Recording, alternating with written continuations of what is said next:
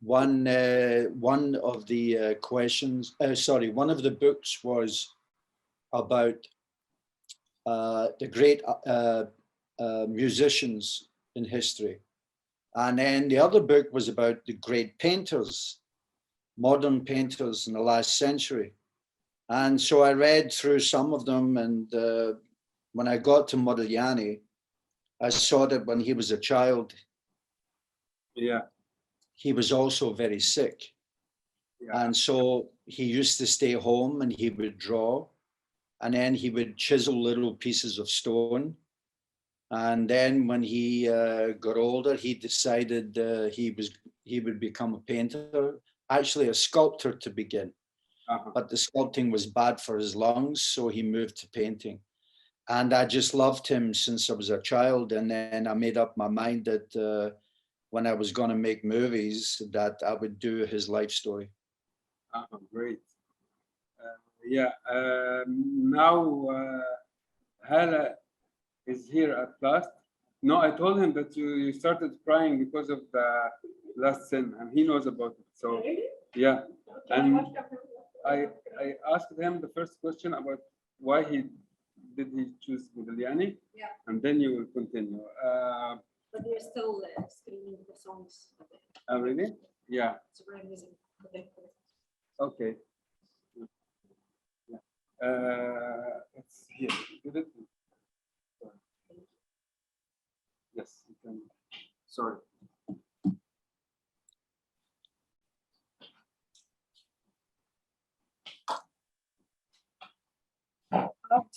It was really hot. Hi, how are you? I'm okay. How are you? We have the pleasure to have you with us today. But it's my pleasure. How can I welcome you while I'm crying? Still crying. No, don't worry.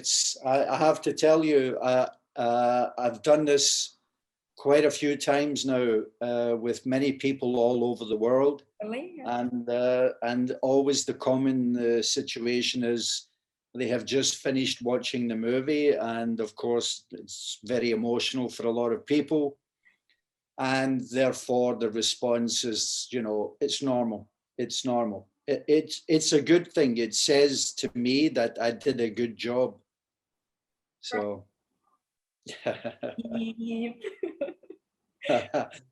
I'm glad. Well, listen, I'm not, sometimes to cry is a good thing because it gets out emotion. Yeah. And I think also when you observe a story like this or like some others, the emotion overwhelms, and this is normal, and I think it's a great testament to the filmmaker. Yeah. That you've done your job, Yeah. So yeah. It was great. Are you okay? Yeah, I'm okay. Okay, that's good. That's good. So I was just saying there that the reason I fell in love with Modi was because I'd read a book about him. My father bought me as a child, and I decided when I grow up, I'm going to make a movie about this man's life.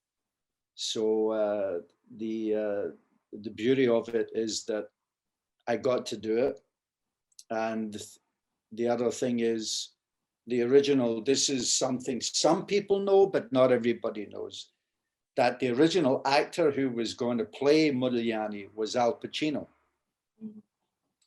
And Al and I worked on the script for many years.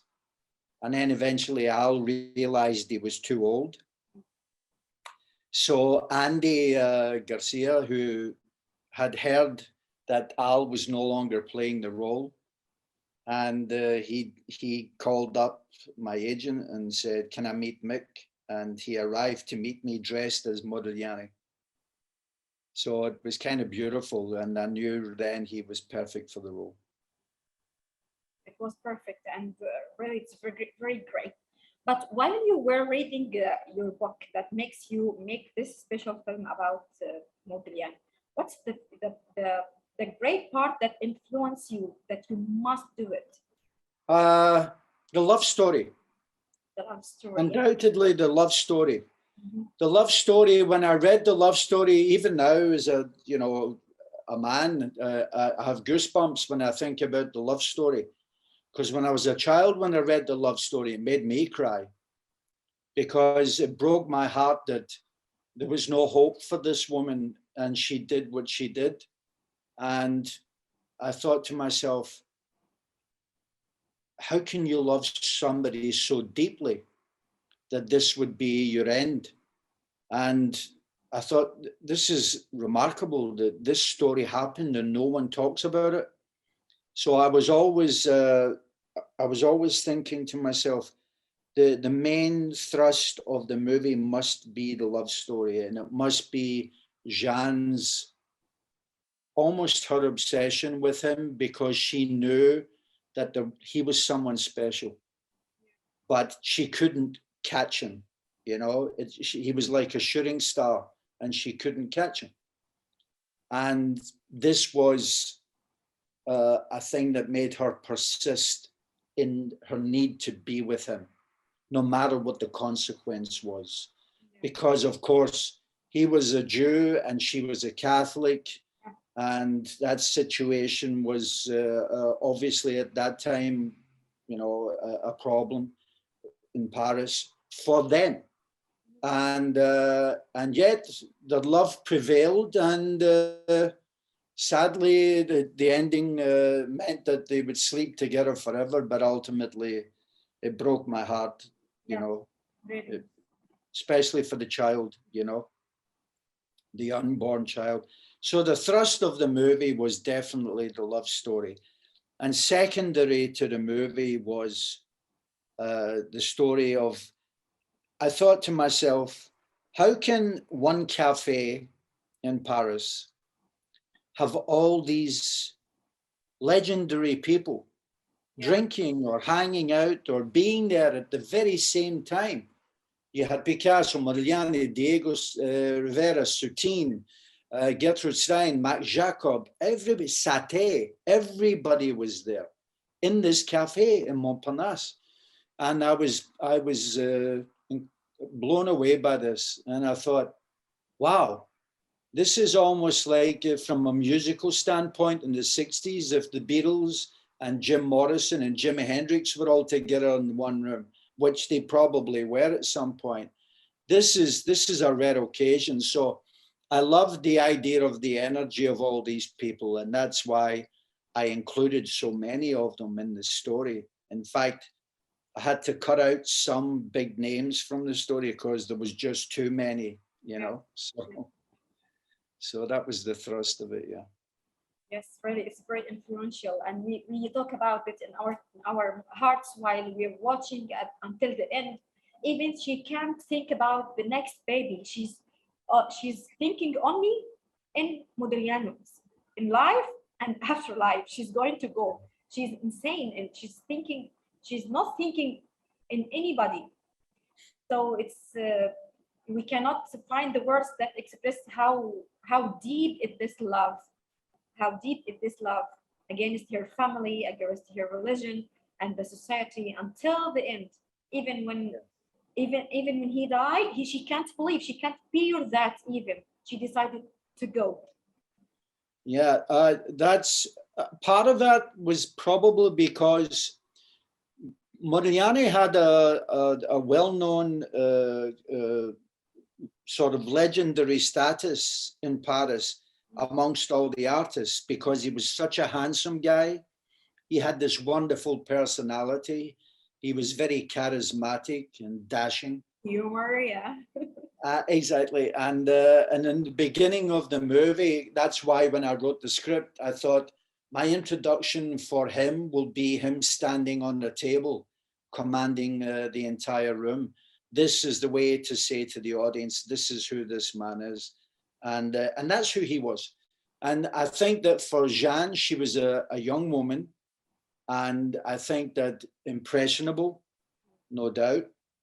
And also, I think that along the journey between the two of them, she almost became like a mother-like figure for him.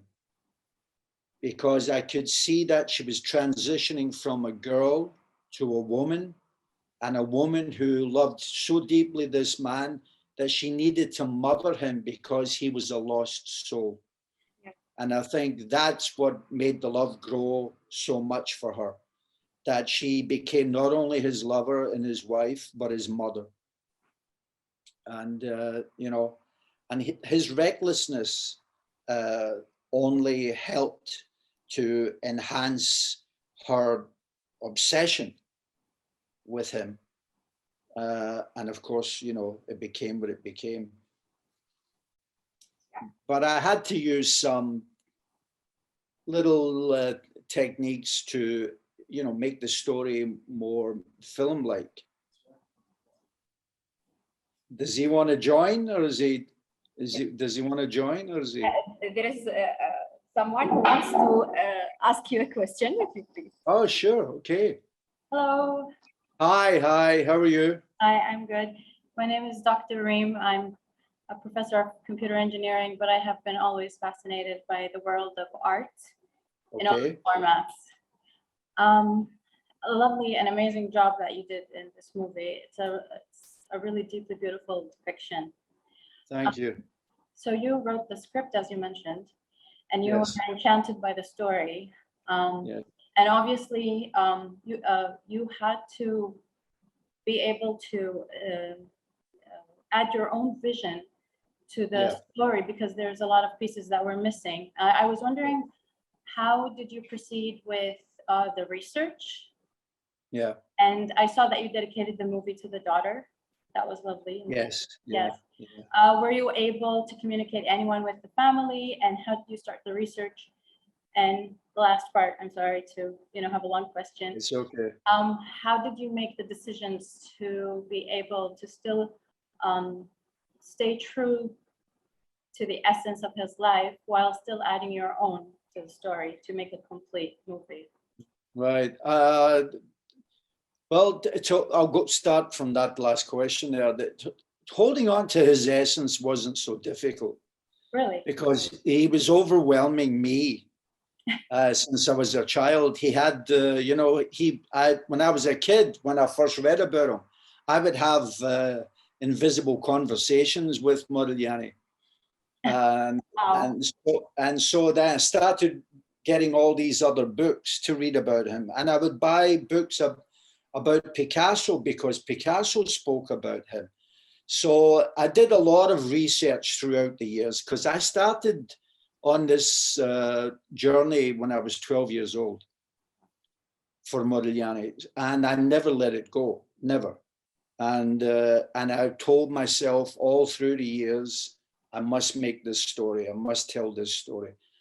So when you make a film, you have to entertain an audience, because otherwise you may as well just make a documentary. Mm-hmm.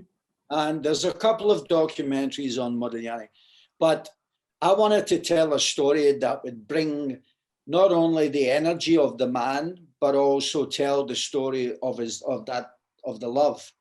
The love story was, as I said, was the core of the movie and the core of his life, because this was his fate to be with Jeanne, and her fate was to be with him, and ultimately the heartbreaking ending for both of them. But it's almost like this guy was wandering around for me until he came across Jeanne, and then suddenly things made sense to him. That's when he realized, I have a purpose, not only to be an artist, but to be a father and to be a husband. Mm-hmm. And I love that, because this was a man who was never meant to be in this situation, because he was too reckless a human being. He took way too many risks, as opposed to Picasso, who was very, very sort of calculated in his approach to everything in life. That's why he had a long and fruitful life, whereas Modi burned out quickly. When it came to family members, sadly, there are a few Modigliani family members, but they're like distant family. because the daughter died way before I made the movie. Mhm. And one person approached me who had a lot of personal items that belonged to Modigliani. And I thought to myself, no, I don't want to see those things. I don't want to touch those things because it will influence what I have in my head. I said to myself, I'm going to tell a love story, but I'm also going to tell about the energy of Paris in that time and how wonderful it must have been to be even a bartender in La Rotonde and walking around and putting a drink before Picasso or one before Modigliani or Diego Rivera or Soutine or Max Jacob or Gertrude Stein, Satie, Debussy, everybody. And I thought, wow, that's what I want to capture. So I created a lot of things. A lot of stuff in the movie, a good part of the movie is based on fact. But I created the competition between the painters because I wanted to create something like an old Western, you know, where they had to compete, you know, Picasso against Modigliani and all these other guys, because I wanted to show what it's like, the loneliness of an artist when they're left with just a blank canvas and no one to help them. And they have to deal with that, and from that blank canvas create something that we will talk about 100, 200, 300 years later. So that's why I created a competition. So I never had any family members to really work with. Some people offered distant family members who were Modigliani people. They would say, oh, we can be helpful. And I would say, no, because you were not there. If you were not there, then it'll be my story. I'll create it. And I will base it on Modigliani's life and without any interference. And the only problem we did have is when the movie was finished, the Picasso family tried to stop the movie. Oh. Because they felt that the movie painted it was Paloma Picasso, and she felt the movie painted her father in a little bit of a not too flattering light. Yeah.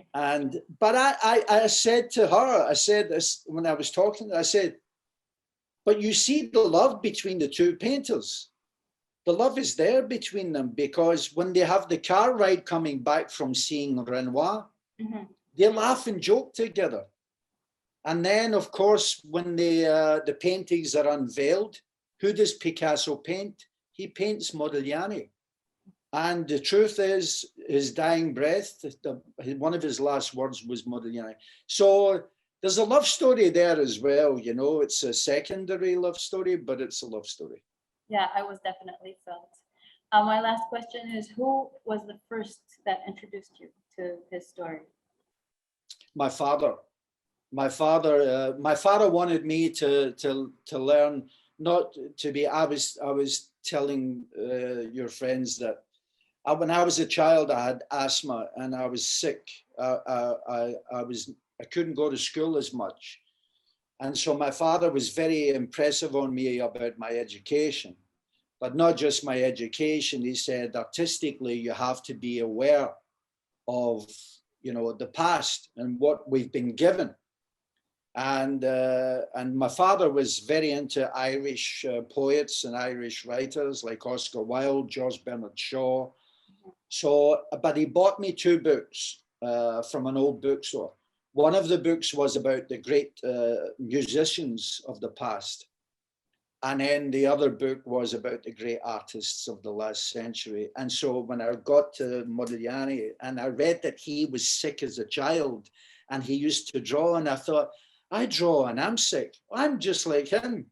So I just fell in love with him from that point, and I never let him go. Wow. Thank you for making such a beautiful piece and for having us today. You're very welcome. You're very welcome. I appreciate it. Coming back to the painting at the end in the competition, and Picasso chose to draw Modigliani. But something came in my mind. There is a love to choose to paint him, but Yeah. he chose to paint him in the Copic way, which at the very beginning of the story, Modigliani makes something insulting, like insulting him about the cube and how can. Yes, yes, yes. So I want to understand this from you. Yeah, Andy has that painting in his house, that one, the Picasso one. I just thought that it was the irony of it. Yes. And when I had to make a decision about what each painter would paint, I wanted them to depict something that was inside their hearts. So for Mauricio Trillo, he'd spent time in the asylum. And so when he's painting and he's on the rooftop, we don't know what he's painting, but he's painting the pain that he'd felt from being isolated and being captive in the asylum, because he knows in his own mind that, you know, he was losing his mind. And he knew that was from alcohol and from other things. And he had to get it out, like a lot of people do, a lot of artists do. And then when it came to Picasso doing his, I wanted to deceive the audience by showing him trying all these different canvases, and then having Olga with the guitar sitting there, and he's trying to paint her, but he's getting confused. And then when he picks up the hat, the black hat that he took from Jeanne when she came to see Picasso, that black hat is the thing, the catalyst that makes him think, I know what I'm going to paint. But I'm going to paint it in a way that, because he doesn't know Modigliani's dying. He thinks, when they unveil these paintings, I'm going to say, there you go, Modigliani. You see what I did with you? I painted you, but I painted you in cubism. Yes. So therefore, you can make love to a cube. That's it. Okay. There is another question. Hello. Hi. Hi, how are you? I really love the movie, and one of my most beloved things in the movie is the relationship between Picasso and Modigliani. It was very intricate. It wasn't black and white like we see in a lot of movies. It was very real. That's what I love the most. Thank you. Yeah, and you can't really capture it in a photo or in one sentence, because sometimes they love each other and sometimes they don't. I just love that relationship. And my question is, do you have that relationship with anyone in real life?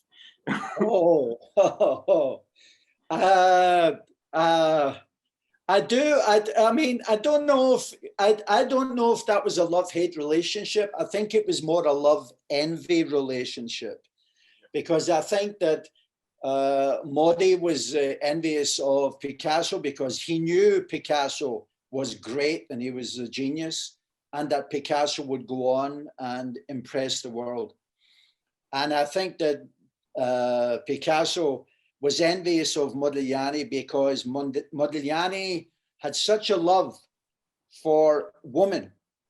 And also that when he painted the form, he painted it so beautifully. It was very influenced by Japanese art, Modigliani's work, and also by Brancusi, the sculptor. But I think when Picasso looked at it, he thought, I could never do that.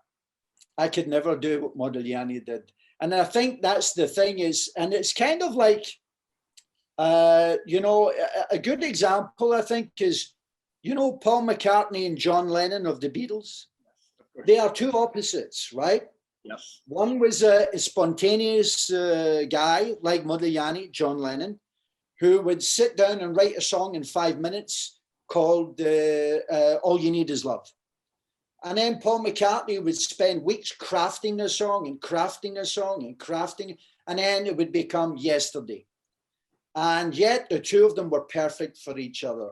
So if Picasso and Modigliani had formed a group or a band, they would have been the Lennon and McCartney of it. But in my personal life, I have a really relationship like that with Mickey Rourke. You know Mickey Rourke?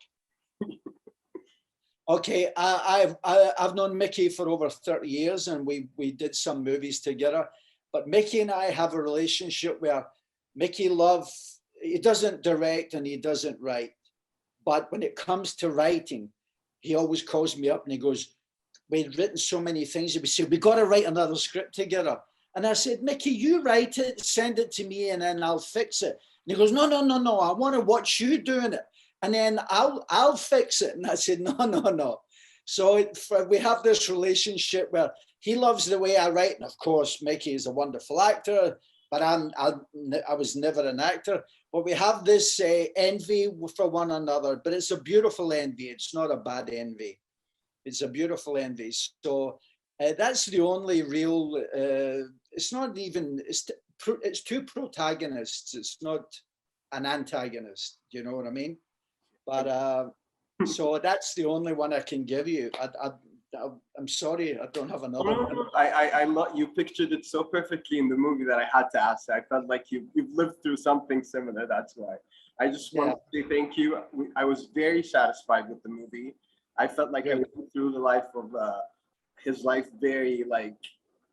I went through the very important points of his life and I got a full picture. So thank you very much for Oh, I'm happy. That's great. I'm glad you enjoyed it. Thank you so much. You should visit us once. You should come. Oh, I'm looking at now. I've got to come now. I've got to come now. Have you have plans? All right, fantastic. All right, my friend. Bye. Take care.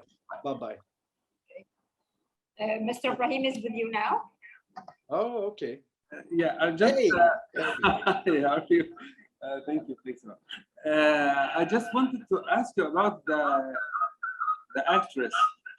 How you cast the casting? How we go with you went with the casting, and Yes. that lady actually is very similar to his works. Actually, how you? The funny thing is, you know, in movies, what you get in a movie is not always the first choice of. It's not always the first choice of the director. My first choice was Winona Ryder. She was attached to play the role, and for different reasons, Winona couldn't do it. And when I was in, because I shot the movie in Romania, so when I was in Romania, my manager called me up and he said, "I represent a French actress. And she's a wonderful actress, but more importantly, she looks like Jeanne." So he sent me photographs of her and I couldn't believe the look. So they flew her in to meet me. And as soon as she walked into the hotel and we sat down, had a coffee, and I looked at her and I said, "I'm telling you right now, you have the role. So you don't have to say anything to me to impress me. You have the role." And she started crying. And because she's a very emotional actress, Elsa. She's wonderful though. And she's played, I think, in 4 movies about artists. She did a Lautrec movie, a Van Gogh movie. She did My Modigliani, but for My Modigliani, she was perfect. And Andy Garcia, the first day they worked together, he said, she's remarkable, because he didn't know what she would be like as an actress, because she, first of all, Andy is Cuban American and Elsa is French, which is perfect for me. But for Andy, it was like, what do you think? Do you think her and I will work? I says, "Andy, it's going to be great. Enjoy yourself." And then that first day of shooting together, he came to me and he looked at me and he went, "Wow, she's amazing." So they were perfect together. That's how it was. So originally it was Winona Ryder. And if you look at the end credits, because Winona really wanted to play the role, I say a thank you to Winona for this reason. Yeah. What about the age? We know that Modigliani died at the age of 35, Yes. 35, Yeah. 36. And Yeah. he is today maybe at the end of the 40s. Did you feel something about this gap of age? Are you talking about Andy's age versus, yeah. Well, if you look at photographs of Modigliani towards the end of his life, he looks like a 50-year-old man. Yeah. I mean, he's ravaged by alcohol and by, whatever drugs or anything else, sleepless nights, no heating in his apartment, his atelier. nothing like that. So he's ravaged. And as Andy progresses, I made a few changes. But what Andy did for me, because as I told you originally, it was supposed to be Al Pacino. But what Andy did for me is Andy brought a real beauty to the visual aspect of the movie, because he is a beautiful man, and also with the script and the energy of the character, you could sense the danger in him, because Andy can be very dangerous. If you watch him in other movies, you can sense the danger. He's kind of like a younger Al Pacino was, you know, when Al was younger. And you could sense the danger in Andy. And I wanted to see that in different places. So it kind of worked, because even although at that time, Andy, I don't know who Andy was Andy was probably 50 or something like that. And so he was 14 years older than Modi. But I think Andy, you know, looked, he was okay in terms of the age comparison. Yeah. So that wasn't so bad. Persuade me. Thank you for this comment. Mr. Bassam is with you. Hello, how are you? Hello, how are you? Fine? Nice to meet you. Yeah, it's a beautiful movie. Oh, thank you. For the character. But please, I have just one question. Sure. Yes, it is based on a true events and true totally story, yes? I would say 70% of the movie is true. The competition is my creation. Yeah, But right 70, as the first statement of the movie itself, I think there was a note that it is just imaginary and it is not related to any personality or non-personality. Okay. yeah, well, it was a disclaimer because of the Picasso family. This is the only reason we put that there, because the Picasso family tried to stop the movie. So then just please let me ask one question. At the end, on the grave, yes, the yes. child draw the symbol of Judaism Yeah. near the crest, the cross. Yeah. Yes. Why? I wanted. Palestinian. You please just let me explain something. Well, okay, but go ahead. Yeah. This kind of movies, I think it comes through a target. Just because this personality, this Modigliani, okay, I think he is not even religious. Yeah. He is not committed to any religion. It was even through the dialogue and his character, he is away from any religion. Okay. I agree. Yeah. Okay, I think you agree. Why at the end you draw this symbol on the grave? Why? I'll tell you why. The reason I did this was because I wanted to show that we should all live together in harmony. No. Please, just give my idea. There is no link between Christianity, either Orthodox, Catholic, or Protestant, any sector of Christianity with Judaism. I am Palestinian. My grandfathers were maybe Christians and Judaism, I don't know.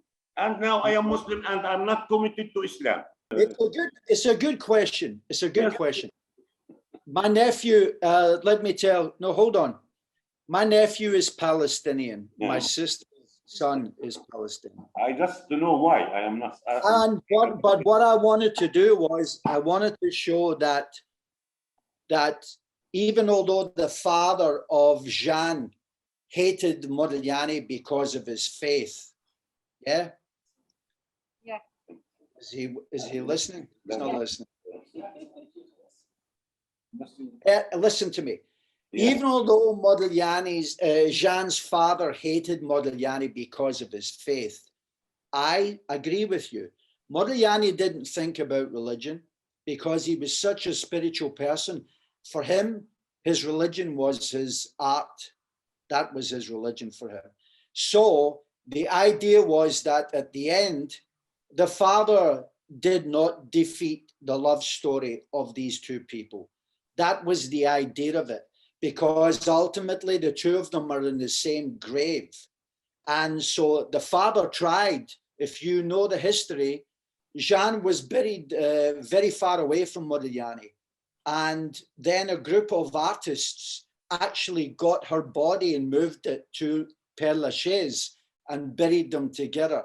So I wanted to show the father that he was wrong to stop the love story of these two people for the sake of his obsession against whatever religion. Ultimately, that was the reason for it, to show that these two people would be together for eternity and nothing could stop that. That was the reason. Oh, yeah. Okay, thank you. You're welcome. Back to Modigliani. When we talk about the very, very nice quote he said to Jane at the very beginning, when we see that he said, "When I see your soul, or when I know your soul, I'm going to know your eyes." And this is the most influential part at the end, when she saw the painting in the competition, and the reaction was very, very great. We felt that. That means that Modigliani didn't paint for money or for to be famous. He didn't paint for anything, just to feel what he is going to paint. That's absolutely. Why during the movie 3 times maybe, or 2 times, he make something. They agree to make something to support him to make money, but he refused. He has his own mind, and he's own point of view. Yeah. Well, So, I have to tell you that I think that somebody somewhere owes me an awful lot of money, and I'll tell you why. Because I wrote that line.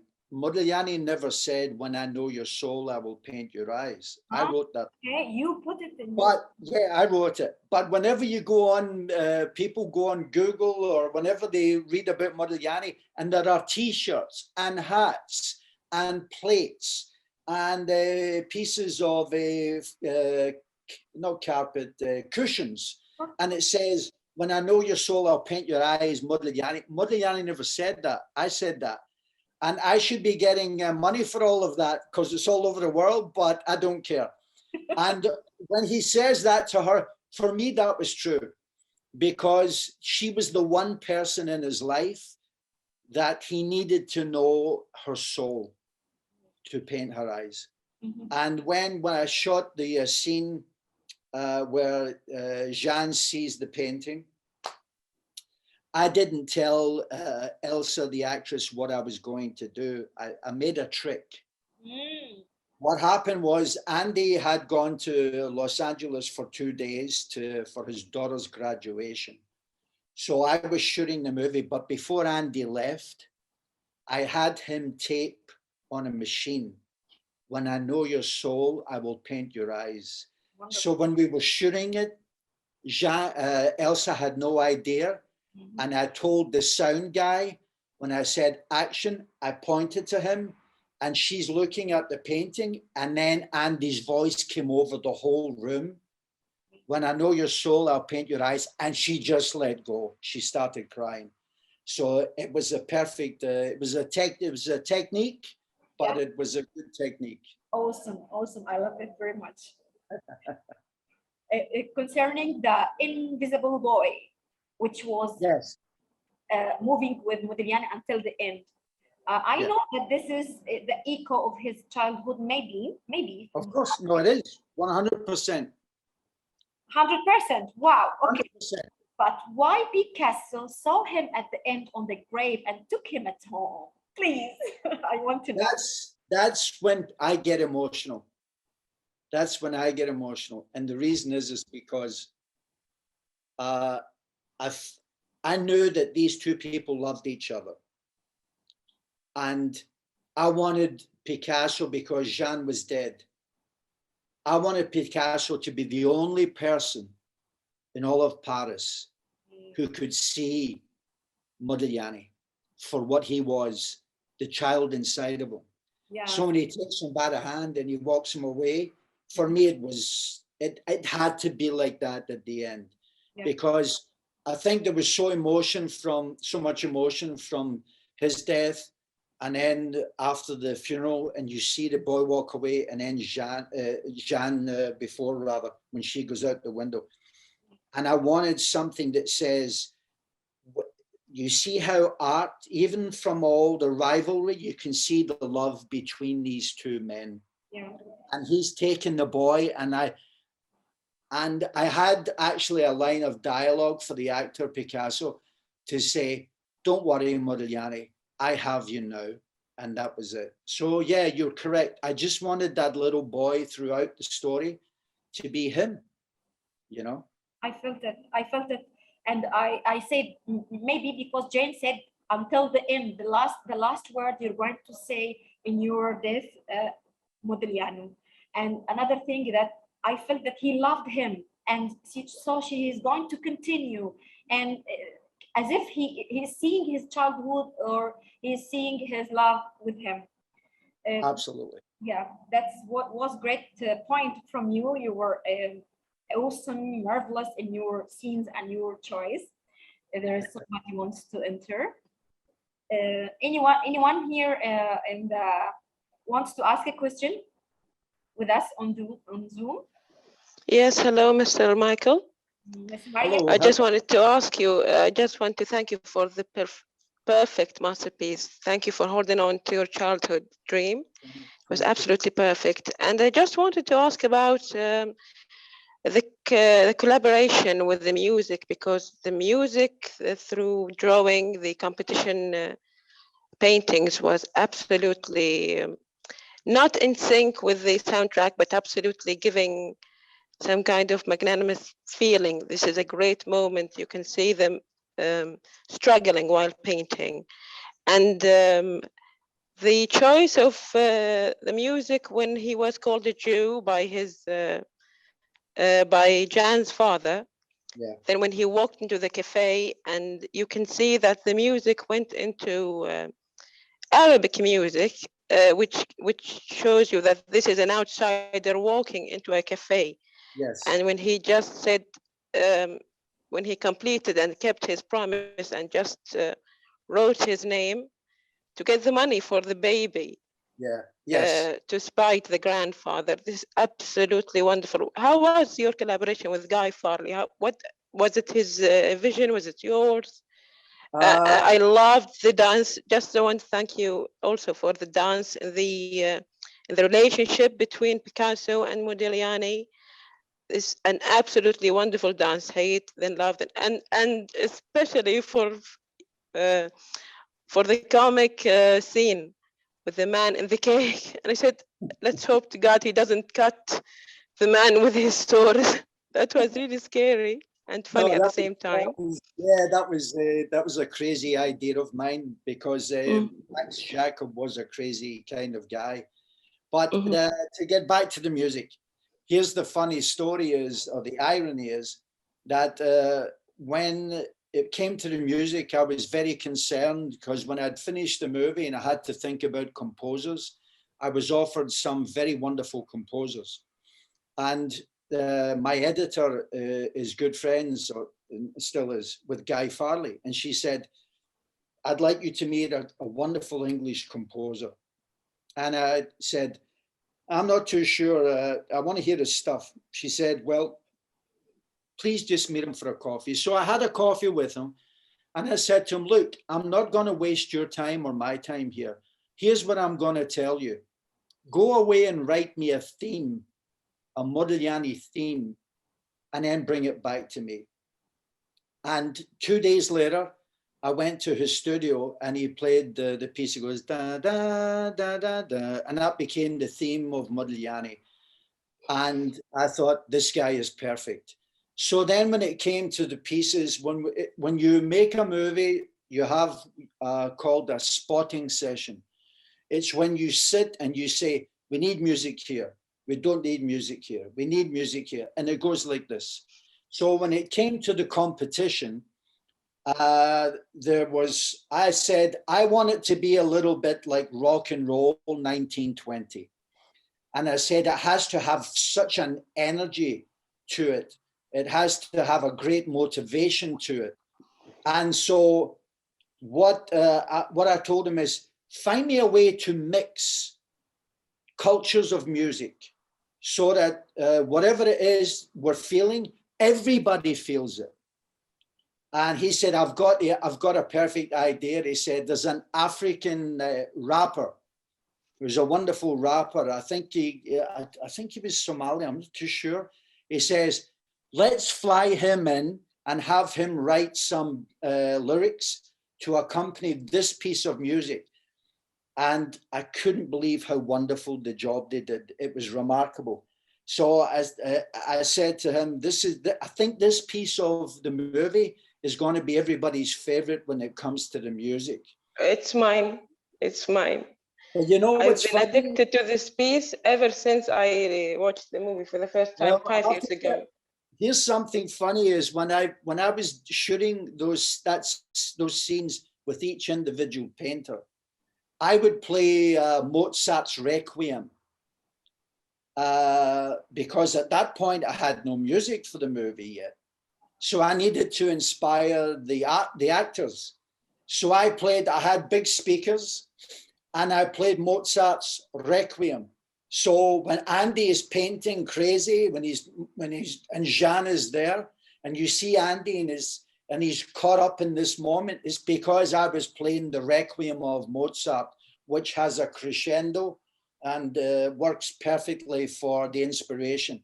So that's the sneaky part of it, that I use one thing, but then the score became something else. And then the idea of when he threatens the father, I wanted, again, to impose on the father a cultural aspect to the music. That's why it has a kind of an Arabic sense to it. You know what I mean? Yeah, it was really noticeable and absolutely perfect. And we brought in all these great called percussionists. We brought all these guys in. And in the room when we were doing the music, we were doing some of it at Abbey Road, where the Beatles used to record. And this guy brought in, I think, like 20 different drums from different parts of Africa and everything else. And this guy was this great, and he would play all this stuff watching the movie. And I couldn't believe how wonderful it began to sound. And it just elevated the visual aspect of it. So I'm happy that you enjoyed that music. Yeah, eternally grateful to you. Wishing you all the best with your upcoming movie with the sculptor. With Andy again. Andy won't let me go. He's connected to me like a twin brother or something. Yeah, he wants. I'm doing the sculptor about the story of Brancusi. Yeah, 1950s. You know, wishing you all the best with this. I think that will be much. another masterpiece. Thank you. I appreciate that. I'm glad you enjoyed it. Thank you so much. Thank you for coming. Thank you. Yes, Mariam. Thanks a lot. Anybody wants to ask a question in the room? I have really many questions to ask you. Really. Oh, go ahead. Till somebody comes. I want to ask about the rain. They were talking about the rain from the very beginning, but at the end, why the blue rain? The blue rain. Does it connect to her eyes or something else? The blue snow connects to the dress. To the dress and the dress and her eyes, but her eyes, Jean's eyes were green. Yeah. But I wanted to. Yeah, that's good for you. Very good. It's snow. It's supposed to be snow, of course, because he's laying in the snow.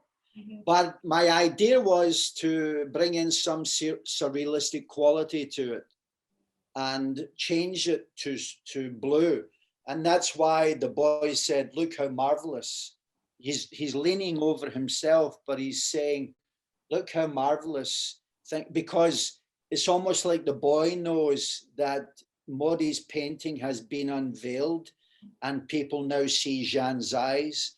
They see that blue dress that he stole for her.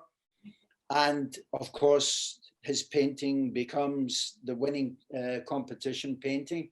So it's like the boy knows, and he's saying to his grown self, look how marvelous this, maravilloso. This is so beautiful. You know what I mean? So that's why the snow was blue. So I choose to wear blue too. Oh, okay. Oh, blue.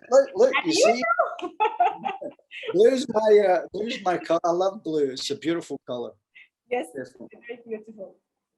Do you want to comment about anything we didn't ask you in the movie? You Go want again? you want to comment or add something about something we didn't ask you in the movie? No, no. I think, you know. I mean, because it's been so long ago, you know. Even though I talk to people about it a lot, but it's funny. I just think that I was very blessed that I had a cast that all worked perfectly for one another. I don't see anyone that falls down in the cast. When you're directing, Martin Scorsese said 95% of making a good movie is the cast.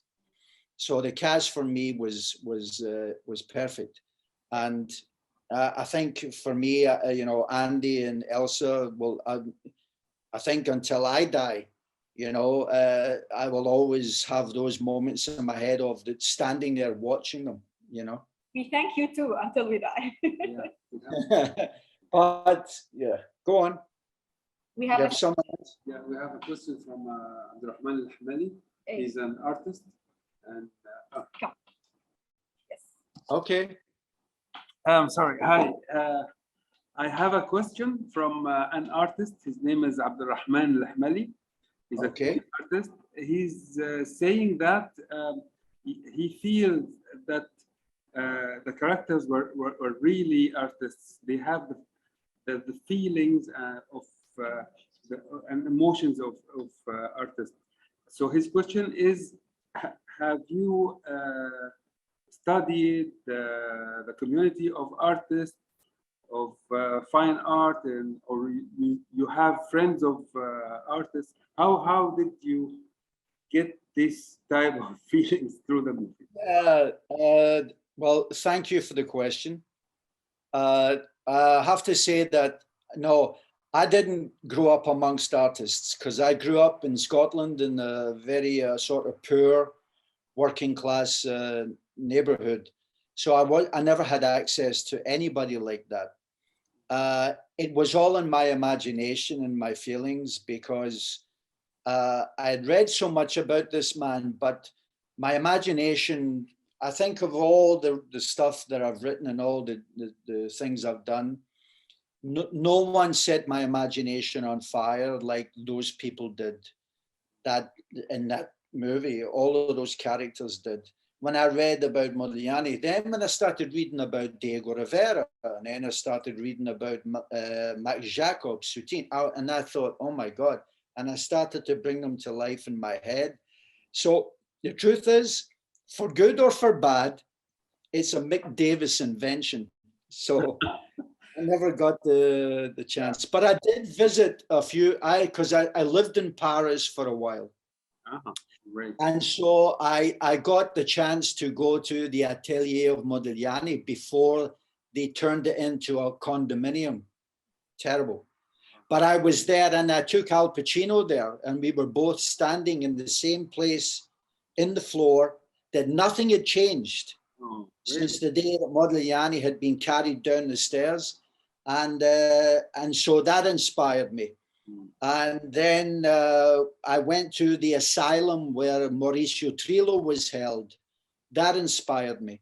I went to various places, La Rotonde. That inspired me. So when I lived in Paris, I used to walk around everywhere and soak up all the inspiration, and then go back and sit down and write. So that's where it came from. Great. Thank you so much. Thanks a lot.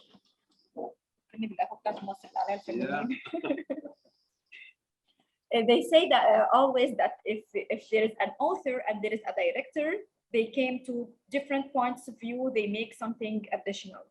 Because you are the author or the writer and the director, and the film was from 2004.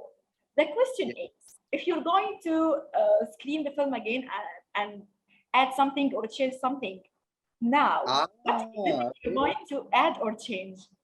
Oh, that's a very good question. That's a very good question. I think there are some scenes that I had to leave out because the movie had to be a certain length. And that's the sad truth is, in order to sell movies, you have to have a certain length. Otherwise, the movie theaters won't take the movies because they're too long, you know, unless it's The Godfather. So there are scenes that I almost cried that I had to leave on the floor. You know, I had a beautiful scene with Monet coming to the competition, and everybody stands back and everybody's whispering, Monet, Monet, Monet is here. There was more I did with a Renoir. And it was a longer scene, and I wanted so much to put more in there because when Andy was working with this actor, who was a beautiful Romanian theater actor, and he looked just like Renoir. And I just wanted, Andy says, let's do another scene. Let's create more scenes. I want to keep doing it. So I wrote a scene in 2 minutes and I gave them both the dialogue. And the old Romanian actor never spoke any English, but he had a translator with him and she phonetically told him how to do the dialogue. And then we shot this sort of beautiful scene where they talk. But when I cut the scene, I realized that when Renoir knows Modigliani so well, and he says, you're a little mad, right? Yeah. I thought, okay, I don't need to put in this extra scene, but I will always have it if somewhere down the line, I make a 3-hour version. To take stuff out, I don't think so. I don't think so because there is, everything feeds the next scene. So there's not a point where I think, God, I wish I had never put that in there. I wish I'd never put that. I wish I'd taken that out. I never had that kind of feeling. But then again, I'm having a subjective view because I'm the writer and the director. And when Andy and I watched the first cut of the movie, which was almost 3 hours long, Andy said, we've got to put that out. And I said, Andy, we can't. The producer will kill me. I've got to make it 2 hours. And he goes, how can you take out, this is gold. We're taking out all this gold. I says, no, I says, I have to go down. So when I got to where the movie you watched, and Andy watched it again, he was sad. He says, oh, there's so many great scenes missing. And I says, do you see anything we can take from the movie? He says, Mick, not a thing. And I said, I feel the same way. So that was it. If you make it 3 hours, we will enjoy.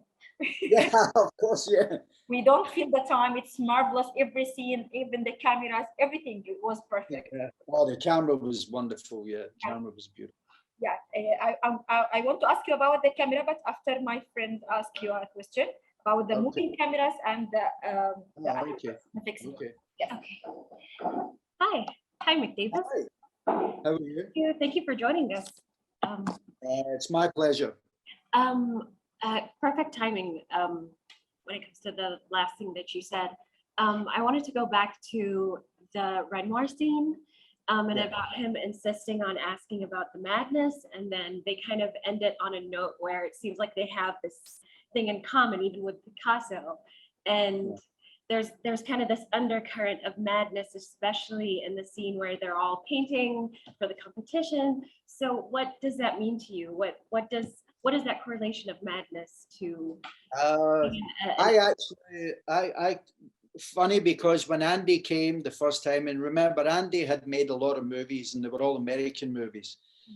So he'd never done a period movie, and he'd never done a period movie where he had to play someone like an Italian painter, of course. And he said to me, just give me something that says who this guy is.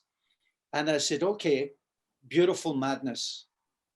And if you watch Andy being interviewed, in a lot of the interviews when he did all the stuff, he said, Mick came to me and he said, this is not just madness, it's a beautiful madness. And that means that no matter how crazy these people are, you can't help but love them because you know that they're creating, and they have a thing inside of them that must come out.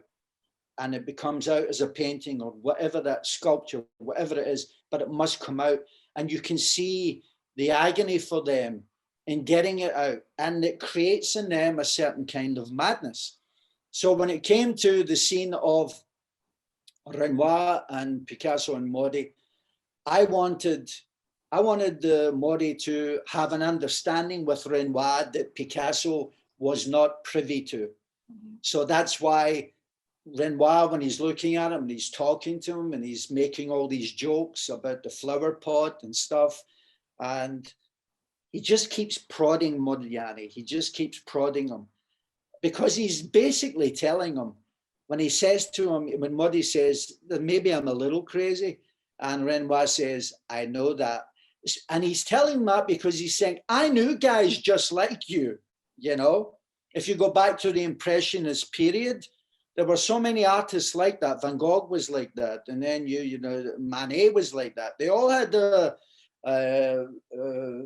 Renoir had that, and Pissarro was like that. These guys all lived these outside of the norm lifestyles, on the edge all the time, because I think they felt they needed to be like that in order to conquer their own thing inside, so they could get out this volume of work, which a lot of them did. And for Picasso, for me, he was very mathematical. He was very precise. So he was not part of this conversation. And so as the madness continued, when he signs for the competition, Andy comes in and he's drunk and he's wet from the rain, and he signs, there's the madness again. And you can pick the madness and you can see the madness progressing. But as I said, it was a beautiful madness. And it was a beautiful madness because I loved all of them. And even for all their faults and the things that they did that were not conventional, I loved them because they gave us work and art and stories that will go on forever. So that's why the madness was the theme. Do you not think Picasso had that as well? Because when they were in the car and they pulled the gun on him, that was pretty mad. Yeah, I think that was because, you know, I wrote this. Picasso did have a gun, and he was scared of Modigliani at times because Modigliani was unpredictable, especially if he was drinking. But I wanted him to pull the gun because I wanted comedy between them. Mm-hmm. You know, it's almost comedic because when he pulls the gun, he's pointing the gun. He's trying to say to him, I'm in charge here. I'm the patriarch of everybody. I'm the main man. So, you know, just paint. And Modigliani starts to laugh because he has no fear. And his own madness is saying, go ahead, shoot me. It's not going to make any difference. And of course, the two of them end up laughing together, which shows that underneath it all, they did have this great friendship. But when it comes to Picasso's madness, for me, it was a very calculated thing. Yes, to be these people, and the same in musicians, whether it's Mozart, Beethoven, Paganini, whoever, you had to live a particular life to become that person. And Picasso did do that. But I think Picasso knew, even from before the Blue period, that he was going to become the preeminent of all of these guys.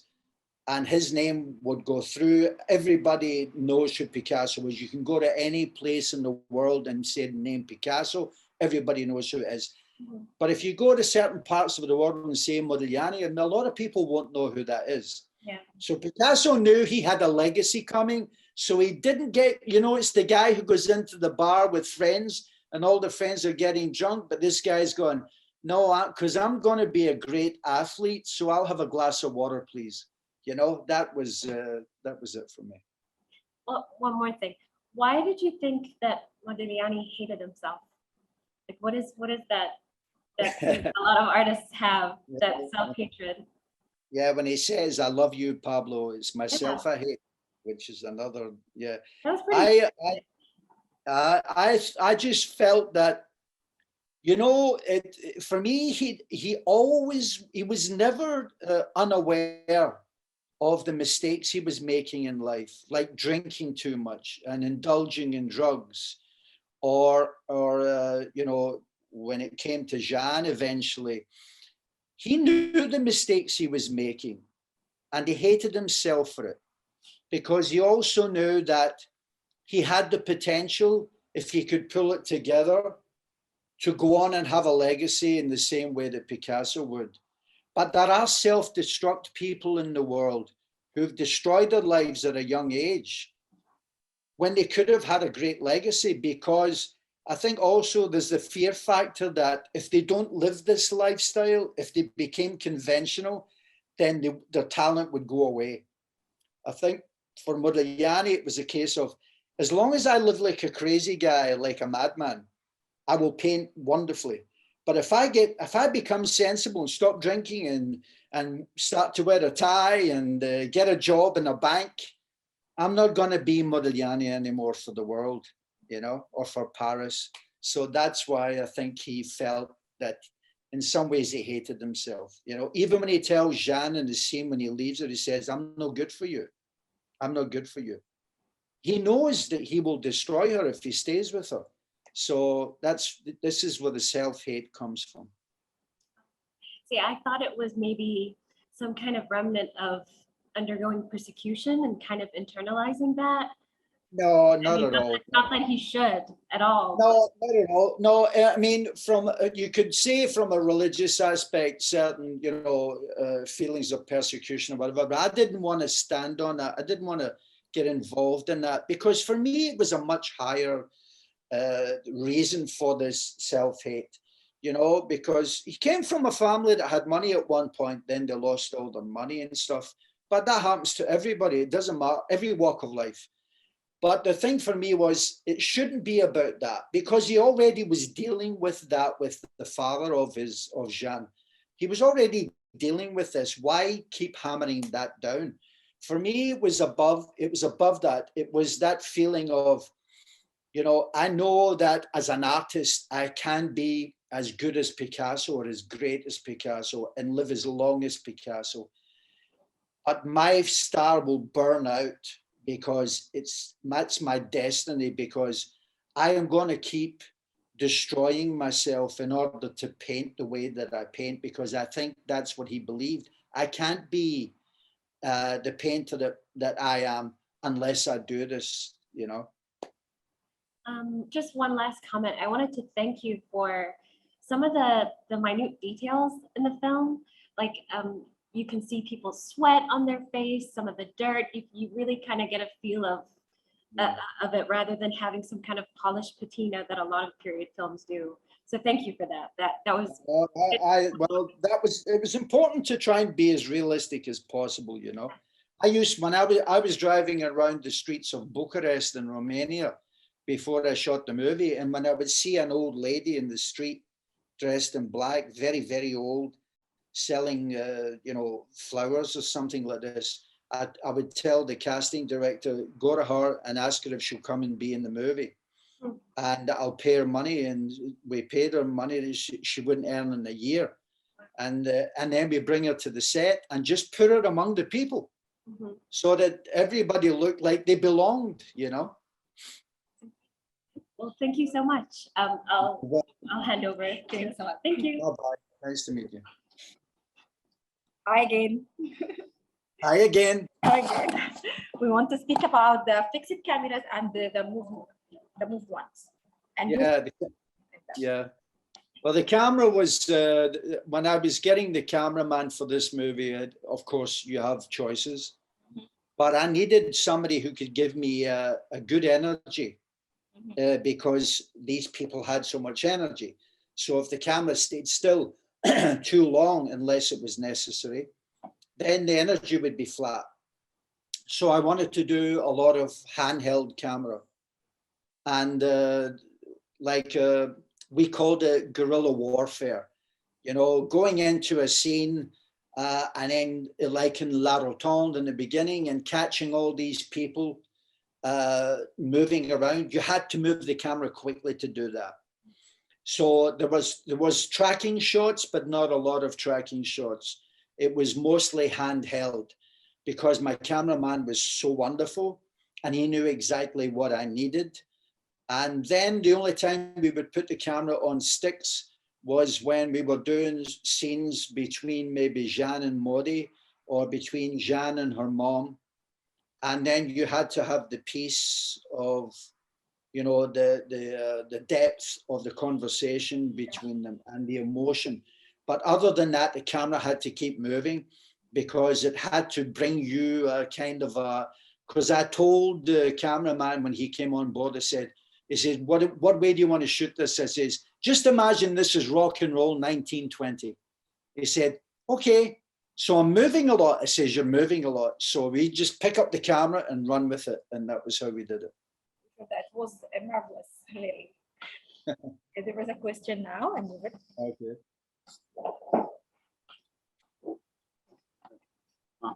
Good evening. Hello. How are you? Hi. How are you? I think you saw a great movie in mid-90s, Postman, Kevin Costner. It was called what? Postman. Kevin Oh, the Costner. Postman. Yeah, the Postman, Costner's movie. Yeah, yes. Kevin Costner. Yes. Some people, I'm reading, this is outside your movie, but it is a relation because great movies making thinking beautiful things. A lot of people in IMDb reviews, not good movie, bad movie. For me, I give it 10 from 10 with my eyes closed. Marvelous. Me and my wife and my children. Your movie now, my friend, great movie, really. Some ideas, some thoughts, some the music was very marvelous. The music is very good. Acting, Andy Garcia dancing and he's drunk and like that, and his relationship with his wife Jane, and then he's a father and like that. My question is, why in Hollywood don't make a lot of these films? Now, if you want to make a movie in Hollywood, you must make it about FBI against the people, you know, you must make it terrorist for other people, Arabs and Muslim, like it is going now. Other things, black and some 16, 17, not coming for election and like that. We want movies like this, something, a lot of people, just Hala and me and other friends, we are crying. We are seeing something very good, really. But for Hollywood, why don't give directors and writers to make movies with feelings, with love, with like your movie and like Postman and other great movies? This is my question. It's a very simple answer. They don't care. They don't care. They want to make money. Yes, of course. So if they have a chance to make a movie about Batman or a movie about Modigliani, they're going to make a movie about Batman. You can go and make a movie like mine, or you know, something equally in that way. Period. Beautiful, great story, and it resonates with people. A story that has emotion and everything. They don't care about that here. They only care about something that lasts for 90 minutes and that they can sell for a lot of money. So trust me when I tell you, it took me years to make Modigliani. And even the movie now that Andy and I want to make, The Sculptor, it's almost impossible to get the money for these movies because no one wants to take the risk, because they think the majority of people who will watch movies are kids, and American kids don't give a damn about movies like Modigliani or stuff like that. They only care about something that's going to entertain them, like a Marvel comic book or DC, and then that's it. And even if they watch a dark movie or a thriller movie, no, it's not the same. If you want to make a movie like mine, you have to go outside and try and find the money from places like France or from the UK or from other places to tell a story that's important. And it's very, very sad. It's heartbreaking. I know so many wonderful writers and directors who have dreamed about making a movie about Rossini or something like that. And they will never get them made because Hollywood doesn't make these kinds of movies. More now than ever before, because it's just not what they just don't want to do it. So when it comes to the kind of stuff that I want to make and people like me, it's an impossible task. Yes, they want to make movies that cause controversy. They want to make movies about terrorism or whatever else, and they think, oh, people will get excited about going to see this stuff. But if you say, I want to tell the story of a sculptor who was one of the great sculptors of the 20th century, and how he fell in love with a Japanese girl and stuff, and they're like, oh, who's going to want to see that movie? You know what I mean? So this is what you're up against. It's kind of sad, but that's the truth of it. Thank you. Thank you very much. Thank you. You're welcome.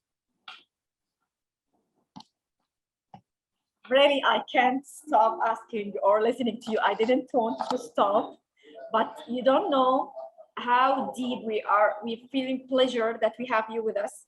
Every time we discuss a movie with anyone, we want one of the casting to be with us. One of the casting, the writer or the director, but both are today with us. You added a great value for us, really. We can't rest our feelings that how we are happy now. Well, I'm glad you all enjoyed the movie, and I'm glad that you get something from the movie, and that's all. That's enough for me, That's more than enough for me. And all your friends are all wonderful people, so the questions were all great. And really, you made our day. Really, yeah, our day, and very nice inspirations today. We really inspired a lot. So thank you so much for the great movie, for your presence with us, really. And we now sure that also you have a kind of generosity. We might invite you for another movie and discussion. Absolutely. Listen, you've kidnapped me now, so it's not a problem. Thank you so much. I had a lovely time, and now your faces will stay in my head, so I'm going to remember that. Take care of yourselves. God bless, and you take care. You too. Thank you so much. Thanks. All right. You're welcome. It was a pleasure. I cried. Now I'm very happy. Oh, there you go. That's it. That's it. And I've done my job again. That's good. Okay. All right. Take care. Bye-bye. Thank you very much. Thanks a lot. Bye-bye. باي. Bye. شكرا جزيلا للموجودين ونشوفكم على خير دايما. تحياتنا للجميع. شكرا لكم جميعا. اسعدتونا بحضوركم واسعدتونا بمناقشتكم جميعا. يعطيكم العافيه.